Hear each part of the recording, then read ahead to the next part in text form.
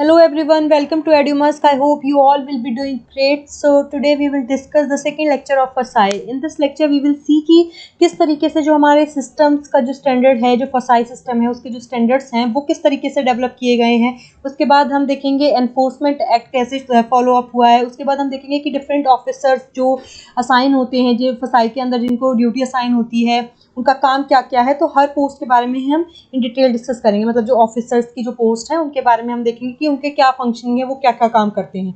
अगर आपने हमारे फर्स्ट लेक्चर को नहीं देखा है तो मैं आपको एक ब्रीफ इंट्रोडक्शन देना चाहूँगी कि हमने फर्स्ट लेक्चर में क्या डिस्कस किया था कि किस तरीके से FSI डेवलप हुआ, किस तरीके से मतलब उसका ओरिजिन हुआ, किस एक्ट के थ्रू हुआ, उसके अंदर क्या क्या काम होते हैं, उसकी फंक्शनिंग क्या है, उसके अंदर क्या सेफ्टी स्टैंडर्ड्स फॉलो अप किए जाते हैं।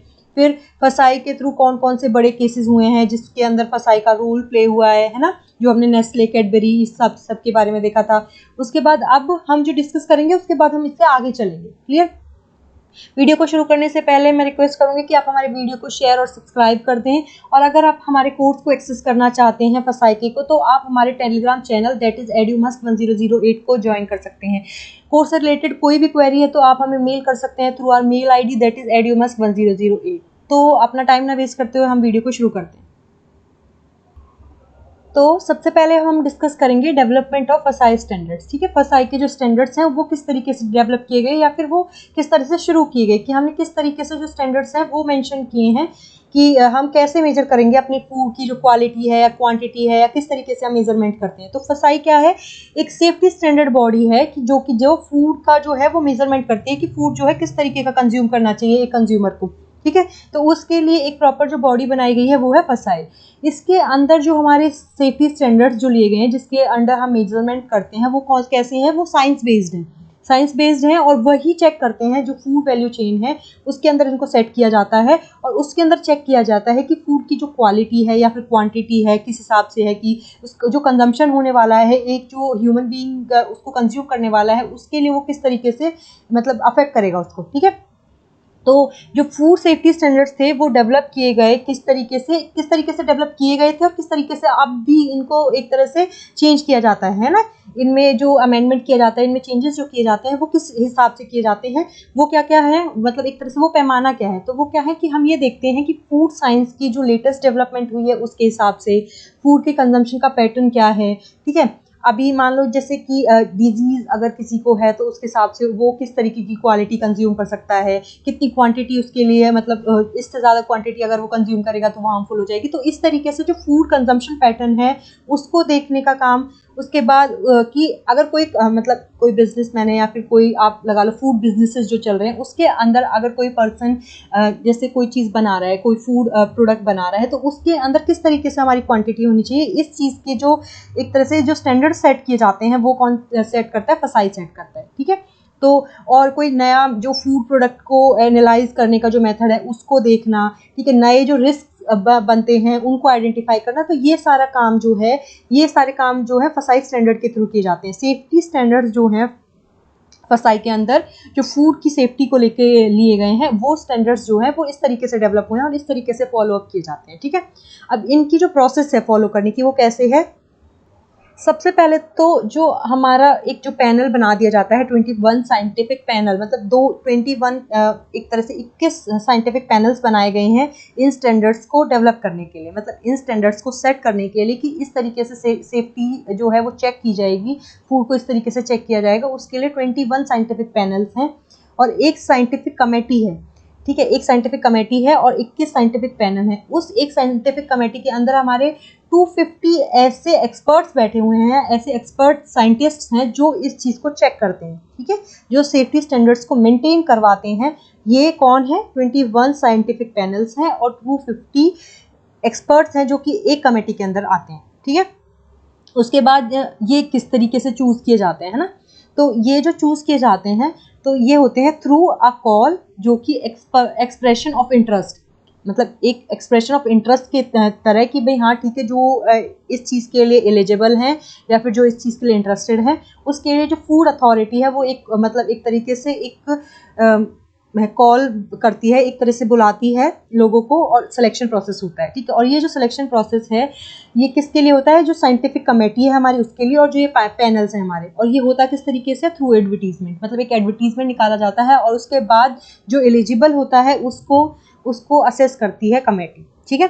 उसको फूड अथॉरिटी जो है उस तरीके से फिर उस कमेटी को फॉलो अप कराती है, पैनल्स और कमेटी के जो मेंबर्स हैं वो चूज किए जाते हैं, ठीक है। और ये होता है एडवर्टाइजमेंट के थ्रू।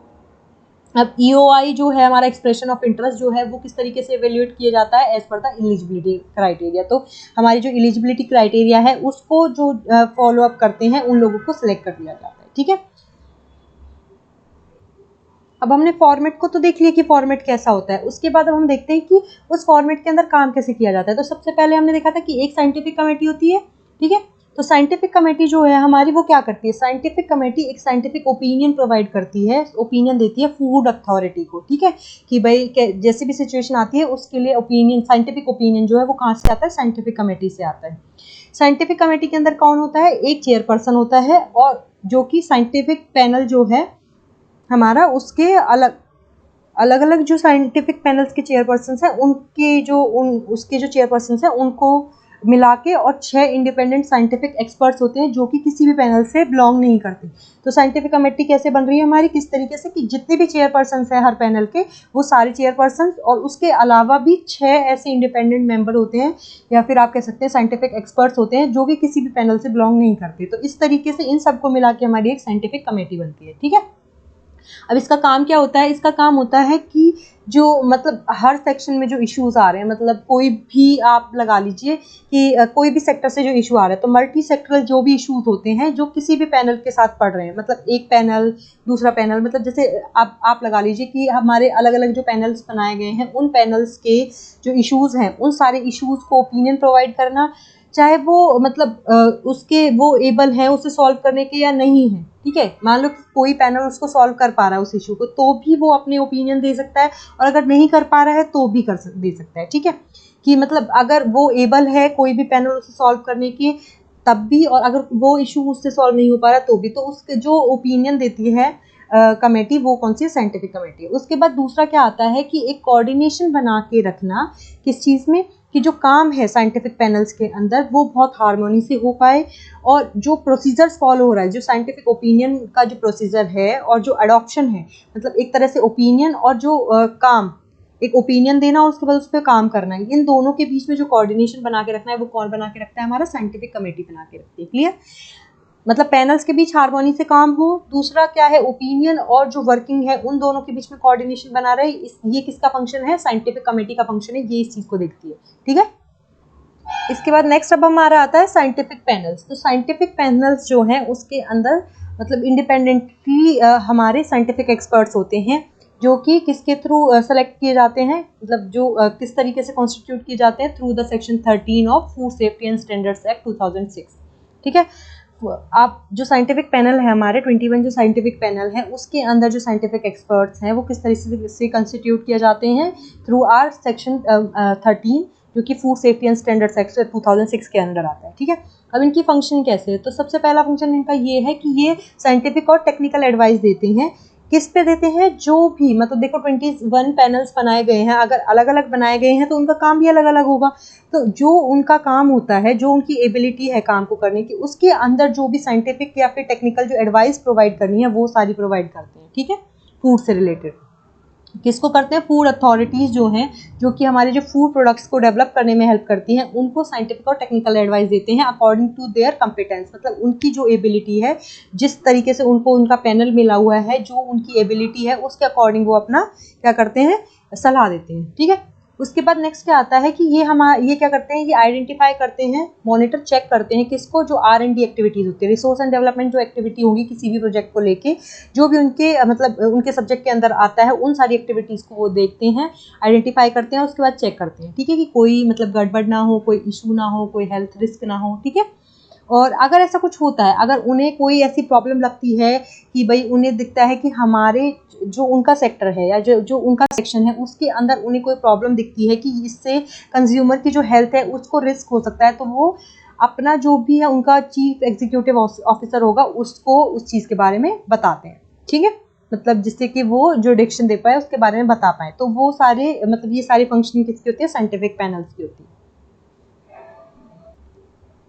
अब हमारा क्वेश्चन बनता है कि फूड स्टैंडर्ड्स को डेवलप करने का हमारा क्या एम रहा होगा, क्या रीज़न रहा होगा, है ना। तो सबसे पहला कि जिससे कि हम जो हमारे सिटीजन्स हैं कंट्री के उनको सेफ्टी से या फिर पूरी तरीके से सेफ फूड प्रोवाइड कर सकें, है ना। दूसरा क्या रीज़न हो सकता है कि हमारे जो कस्टमर का जो इंटरेस्ट है कि उसको मतलब डे बाय डे उसका जो इंटरेस्ट है वो चेंज होता है, तो उसको भी मेंटेन करने के लिए, उसकी प्रोटेक्शन के लिए, कस्टमर के कंज्यूमर के इंटरेस्ट की प्रोटेक्शन के लिए जो क्वालिटी ऑफ फूड है उसको प्रॉपर मेंटेन रखने के लिए या उसकी जो क्वालिटी है उसको चेक करने के लिए भी हमें हमारे फूड स्टैंडर्ड्स को डेवलप करने की ज़रूरत पड़ती रहती है टाइम टू टाइम।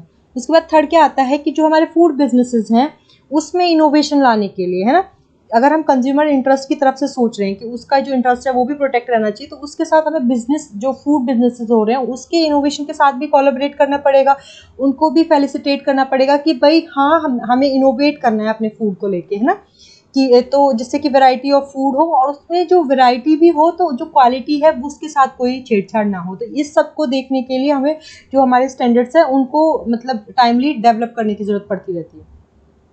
और उसके बाद चौथा रीज़न हमारा क्या आता है कि हमारा जो ट्रेड है ना, उसको प्रमोट करने के लिए, जिससे कि हम जो बैरियर्स हैं जो कि मतलब किसी ना किसी रीज़न की वजह से कि जो मतलब हम सेफ्टी के साथ कॉम्प्रोमाइज़ कर लेते हैं या फिर जो नेशनल प्रैक्टिसेस हैं हमारी वो किस हिसाब से हो रही हैं, उन सब चीज़ों को, उन सारे बैरियर्स को हटा के अपने जो ट्रेड है उसको इम्प्रूव करने के लिए, उसको प्रमोट करने के लिए भी हमें हमारे फूड स्टैंडर्ड्स को डेवलप करने की ज़रूरत होती है।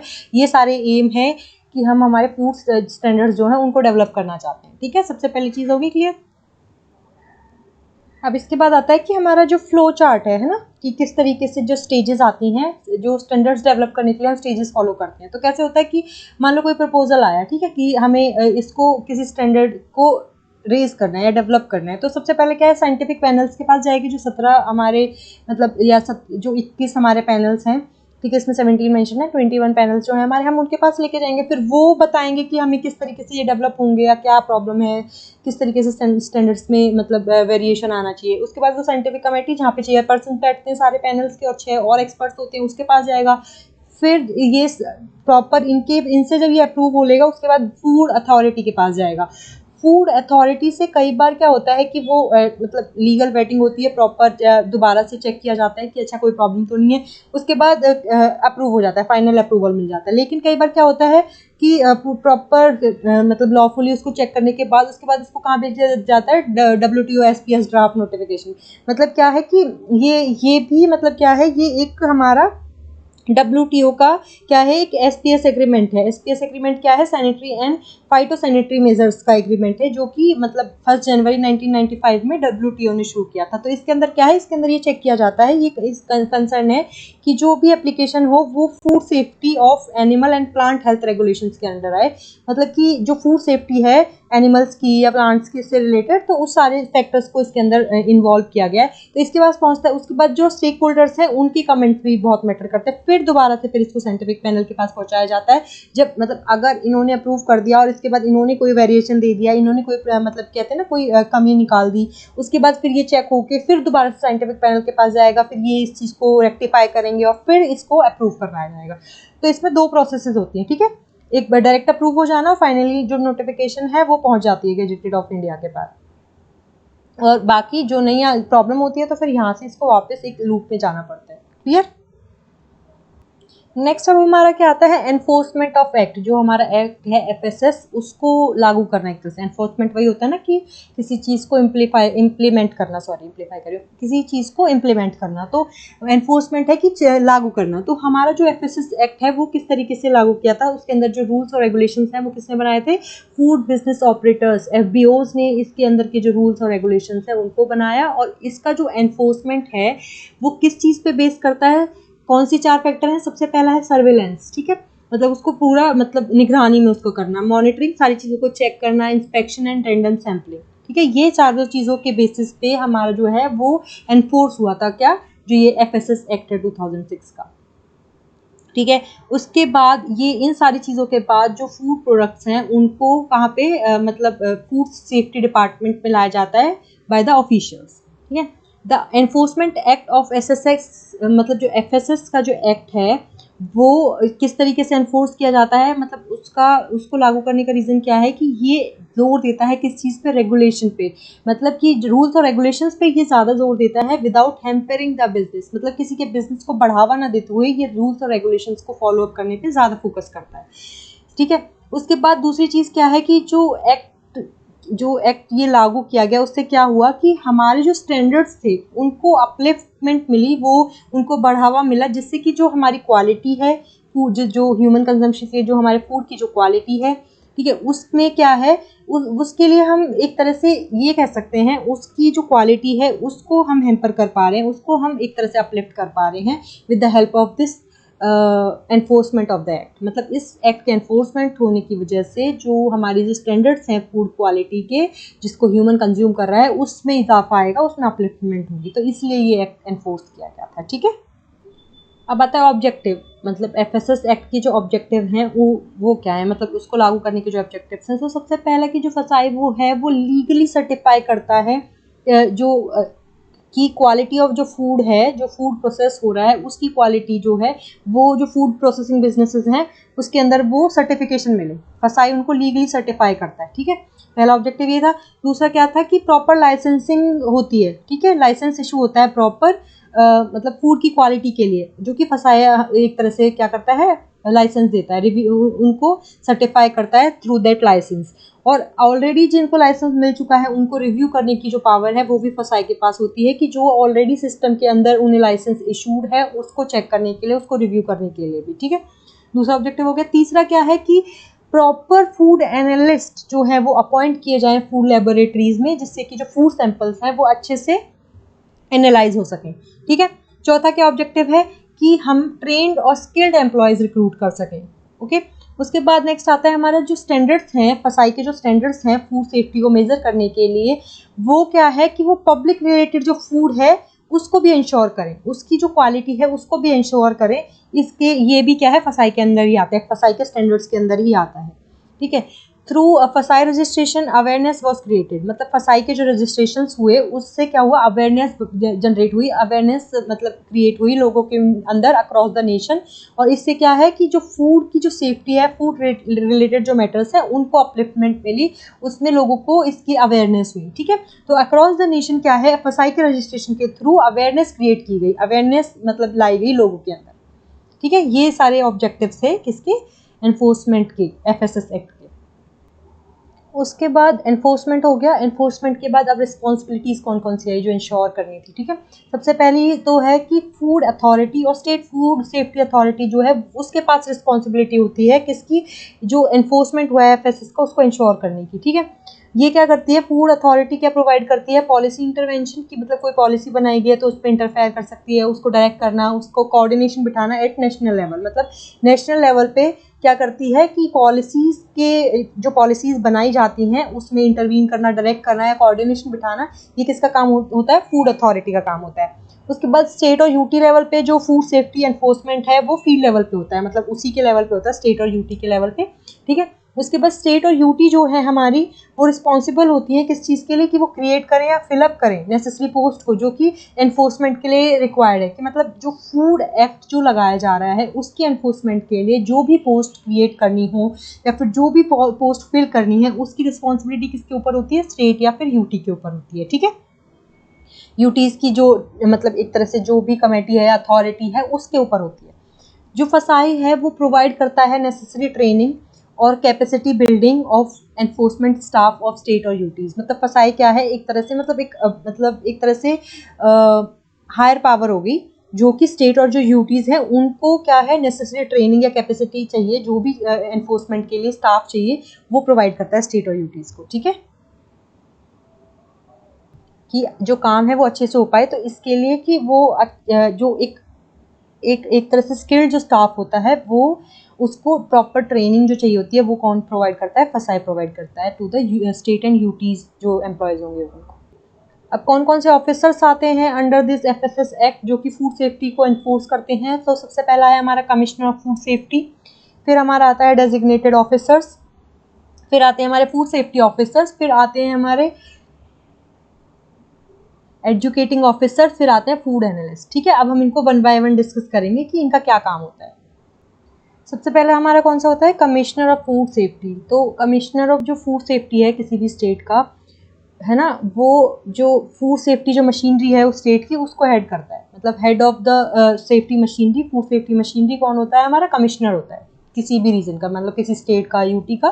ठीक है, वो होता है कमिश्नर। तो कमिश्नर का क्या क्या काम होता है, सबसे पहले तो वो इंश्योर करता है efficient and uniform implementation of standards, मतलब जो फूड सेफ्टी स्टैंडर्ड्स हैं वो अच्छे से इम्प्लीमेंट हो।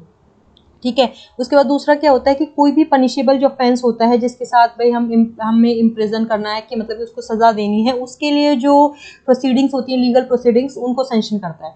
ओके, उसके बाद थर्ड क्या आता है कि वो सर्वेस कराता है उन इंडस्ट्रीज में, उन यूनिट्स में जो कि मैन्युफैक्चरिंग ऑफ फूड में एंगेज्ड है, मतलब जो फूड जो बना रही हैं, जो फूड प्रिपेयर कर रही हैं, उन इंडस्ट्रीज के सर्वे लेना, कि जिससे कि हमें पता चले कि जो क्वालिटी यूज़ की जा रही है, क्वांटिटी यूज़ की जा रही है फूड को मैन्युफैक्चर करने में, वो ठीक तरीके से हो रहा है। ठीक है, उसके बाद चौथा जो होता है वो कि जो ऑफिसर्स होते हैं जो काम करते हैं फसाई के अंदर, जो काम कर रहे हैं, उनकी जो प्रॉपर ट्रेनिंग कराना, जिससे कि वो अपना बेटरमेंट कर सके, उनको अच्छे से स्किल्ड कर सकें, जिससे कि हमारा जो एक्ट है वो अच्छे से काम कर, जो कि इस एक्ट के अंदर आते हैं, मतलब जो भी ऑफिसर्स इस एक्ट के अंदर आते हैं उसकी ट्रेनिंग प्रोग्राम जो है वो कौन कंडक्ट करवाता है, ये कमिश्नर भी कराता है। Okay, commissioner of food safety. Next अब हमारा आता है डेजिग्नेटेड ऑफिसर। डेजिग्नेटेड क्या है, एक होल टाइम ऑफिसर होता है, इसकी रैंक इक्वल्स टू क्या होती है, सब डिविजनल ऑफिसर के बराबर होती है। उसके बाद ये जो है ये अपॉइंट किया जाता है by commissioner of food safety. Commissioner of food safety जो है वो इसको अपॉइंट करते हैं, और हर डिस्ट्रिक्ट में कम से कम एक डेजिग्नेटेड ऑफिसर तो होता है। इसका काम क्या होता है, ये मेनली क्या करता है, इसके पास पावर होती है जो लाइसेंस होते हैं उनको इशू और कैंसिल करने की। ठीक है, उसके बाद नेक्स्ट क्या काम होता है इसका, कि जो भी एक तरह से सेल, ऐसा जो आर्टिकल सेल हो रहा है, या ऐसा फूड आर्टिकल जो सेल हो रहा है जो कि प्रोहिबिट है, मतलब जिसके अंदर कोई ना कोई प्रॉब्लम है अकॉर्डिंग टू द रूल और एक्ट ऑफ द रूल, मतलब जो रूल और रेगुलेशन है उस एक्ट के, उसके अंदर अगर कोई भी ऐसा मतलब ऐसी चीज़ आ रही है जो कि उस सेल को प्रोहिबिट कर रही है, तो वो उसको रोक लगाता है उस पर। ठीक है, कौन लगाता है, डेजिग्नेटेड ऑफिसर। उसके बाद नेक्स्ट क्या आता है कि ये रिपोर्ट्स या फिर सैंपल्स कलेक्ट करता है, किससे, फूड सेफ्टी ऑफिसर से, अपनी जो डिस्ट्रिक्ट उनके अंदर, और मतलब उनको फिर चेक करता है। ठीक है, उसके बाद ये रिकॉर्ड मेंटेन करता है किसके, जितने भी इंस्पेक्शंस होते हैं बाय फूड सेफ्टी ऑफिसर, जो भी फूड सेफ्टी ऑफिसर जो भी इंस्पेक्शंस करते हैं, कोई भी रिपोर्ट बनाते हैं, कोई भी सैंपल्स लेते हैं, कैसे भी जो भी इंस्पेक्शंस करते हैं उनका, और जो वो एक्शंस परफॉर्म करते हैं कि भाई उन्होंने कोई एक्शन परफॉर्म किया है किसी चीज़ से रिलेटेड, उनका पूरा रिकॉर्ड रखना किसके पास रखा जाता है, डेजिग्नेटेड ऑफिसर के पास रखा जाता है। क्लियर। नेक्स्ट अब हमारा कौन सा आता है, food safety officer. Food safety officers भी कौन अपॉइंट करता है, commissioner of food safety appoint करता है, किसके लिए, लोकल एरियाज के लिए। अब आपने देखा था लास्ट उसमें कि जब हमने डेजिग्नेटेड ऑफिसर पढ़ा कि उसका काम क्या होता है फूड सेफ्टी ऑफिसर का, कि वो सारे रिकॉर्ड्स जो हैं वो सब उसको प्रोवाइड करता है डेजिग्नेटेड ऑफिसर को। अब स्टेट गवर्नमेंट के पास ये अथॉरिटी होती है कि वो किसी भी ऑफिसर को, स्टेट गवर्नमेंट के को, जो कि उसके इक्वली क्वालिफाइड है, उसकी एलिजिबिलिटी क्राइटेरिया उसी के इक्वल है फूड सेफ्टी ऑफिसर के, तो उसको उसके परफॉर्म उसके जो फंक्शन है या फिर ऑपरेशन है उनको परफॉर्म करने के लिए as a food safety officer appoint कर सकते हैं। ठीक है, within a specified jurisdiction, मतलब एक स्पेसिफाइड जुरिडिक्शन के अंदर कोई भी जो एक स्टेट गवर्नमेंट का जो ऑफिसर है जिसके पास सिमिलर क्वालिफिकेशन है, वो as a food safety officer work कर सकता है। ठीक है, उसके बाद नेक्स्ट हमारा आता है एजुकेटिंग ऑफिसर। तो हमारा जो एजुकेटिंग ऑफिसर है हमारा, वो किस चीज़ के लिए इंपॉर्टेंट है, कि जो भी ऑफेंसेस कमिट किए जाते हैं by the food business operators किसी भी स्टेज पे, जिसमें कि मतलब एक तरह से लीगल एक्शन लेना बहुत इंपॉर्टेंट होता है, उसके लिए हमारा कौन सा ऑफिसर का रोल आता है, वो है एजुकेटिंग ऑफिसर का। वो इन मैटर्स में लीगल कंक्लूजन देता है। जो एजुकेटिंग ऑफिसर है उसके पास जो सिविल कोर्ट के का जो मतलब की पावर्स होती हैं, और जो प्रोसीडिंग्स होती हैं उसके सामने, वो कौन पीनल, जो इंडियन पीनल कोड है आईपीसी जो है, उसके कौन कौन से सेक्शन के अंदर आता है, सेक्शन 193 एंड 228। जितनी भी जुडिशियल प्रोसीडिंग्स होंगी जो भी एजुकेटिंग ऑफिसर्स के सामने होंगी, वो कौन से सेक्शंस के अंडर आती हैं आईपीसी के, सेक्शन 193 और 228। ठीक है, उसके बाद जो एजुकेटिंग ऑफिसर है वो प्रोहिबिशन ऑर्डर्स को भी इशू करता है कि कौन सा फूड प्रोहिबिट करना है।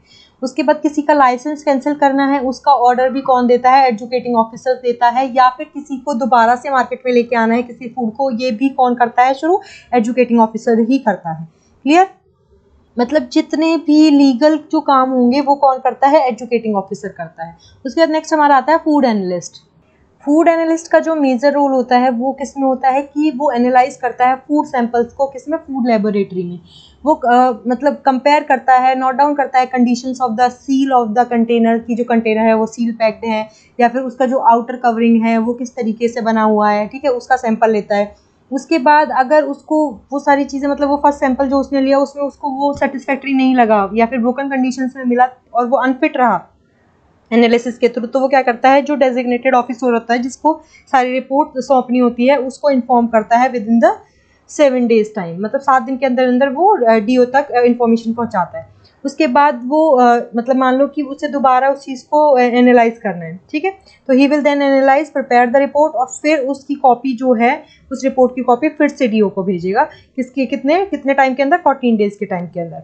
ओके अगर परचेजर चाहता है फूड को एनालाइज करवाना तो क्या करेगा, जो रिपोर्ट जो बनाई जाएगी उसकी एक कॉपी डीओ तक पहुंचाई जाएगी, दैट इज डेजिग्नेटेड ऑफिसर तक, और एक परचेजर को भेज दी जाएगी। क्लियर, जो भी फूड एनालाइज कराया जाता है, तो इसका मेजर रोल होता है फूड को एनालाइज कराने में, जो फूड सैंपल्स हैं उनको एनालाइज कराने में लेबोरेटरी के अंदर।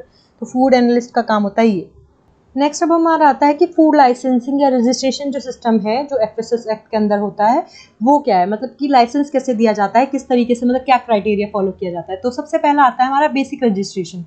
तो बेसिक जो रजिस्ट्रेशन जो किया जाता है वो कब इशू किया जाता है, जो फूड बिजनेस ओनर जो है हमारा, उसका जो एनुअल टर्नओवर है वो 12 लाख से कम है, मतलब बिलो 12 लाख जिसका टर्नओवर होगा ईयरली, उसको बेसिक रजिस्ट्रेशन प्रोवाइड किया जाएगा। और वो जो रजिस्ट्रेशन होगा वो कैसा लाइसेंस होगा, फॉर्म ए का लाइसेंस होगा, ठीक है, मतलब वो जो बिजनेस ओनर है वो लाइसेंस गेट करेगा with a basic licence form A, ठीक है, फॉर्म ए का उसको बेसिक लाइसेंस मिलेगा। इसके एग्जांपल्स क्या हैं, जो हमारे जो स्मॉल मैन्युफैक्चरर्स होते हैं, हॉकर्स होते हैं, स्मॉल फूड बिजनेसेस जो चलाते हैं वो, ठीक है।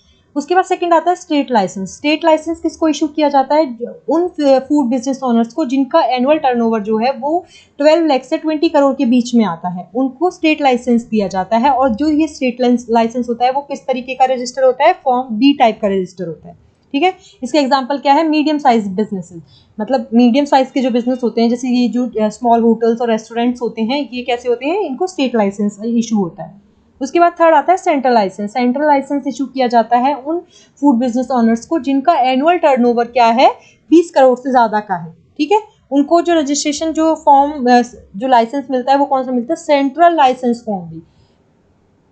उस पहले वाले को बेसिक लाइसेंस फॉर्म ए मिल रहा था, ठीक है, स्टेट लाइसेंस वाले को क्या मिल रहा था, स्टेट लाइसेंस फॉर्म बी, और सेंट्रल लाइसेंस वाले को क्या मिलता है, सेंट्रल लाइसेंस फॉर्म बी, जिसके अंदर की उसका बिजनेस जो है अबव 20 करोड़ होगा तो उसको सेंट्रल लाइसेंस फॉर्म बी मिलेगा, ठीक है। और इसका एग्जांपल क्या है, 5 स्टार जो होटल्स होते हैं हमारे, या फिर 100% एक्सपोर्ट ओरिएंट यूनिट जो होती हैं, इनको क्या है, सेंट्रल लाइसेंस इशू किया जाता है।